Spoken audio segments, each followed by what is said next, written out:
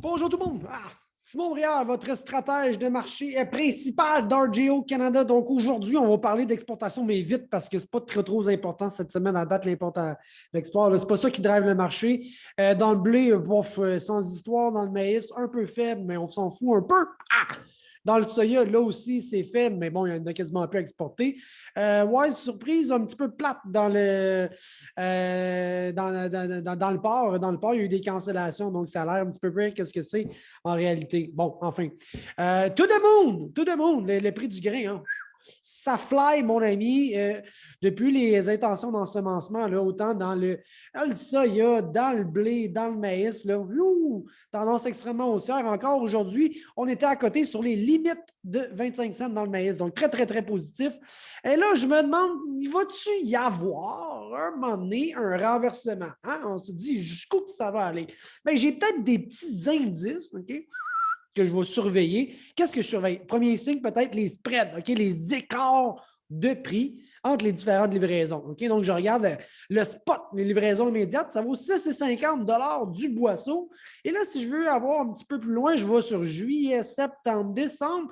Et là, je remarque que le prix a tendance à baisser. Donc, ces écarts-là, ça va me donner première piste d'indice. Regardez visuellement la différence entre le mois de mai et le mois de juillet dans les livraisons de maïs.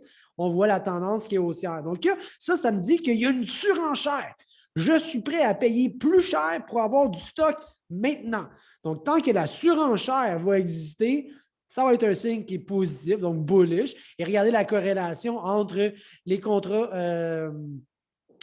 à terme de mai, par exemple, et la différence avec les spreads. Okay? On voit qu'il y a une excellente corrélation.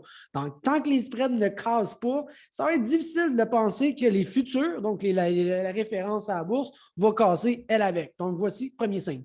Deuxième signe, ça serait de la fatigue. Tu sais, quand il y a des nouvelles positives, mais que le prix baisse, là, ça veut dire que le marché commence à être un peu saturé. Et puis, la barre que les nouvelles devraient faire monter le prix, ça les fait baisser. Ça, c'est un signe que peut-être que le marché ne répond plus comme il devrait le faire normalement. Troisième signe, les bases d'approvisionnement. Donc, si un peu comme dans les spreads, les bases sont toujours riches, eh bien là, on dit que les acheteurs sont présents. Mais si tout d'un coup, on commence à avoir des bases qui se mettent à fléchir un petit peu, premier un autre signe que peut-être que le marché pourrait revirer parce que l'approvisionnement, hein, les acheteurs disent non, on n'en veut plus. Donc, voici mes signes. Je n'ai plein. Je pourrais vous parler de la météo, de l'exportation, des graphiques, de la spéculation, de la rentabilité, que ce soit dans différents secteurs de marché, mais ceux qui vont bien habituellement, OK?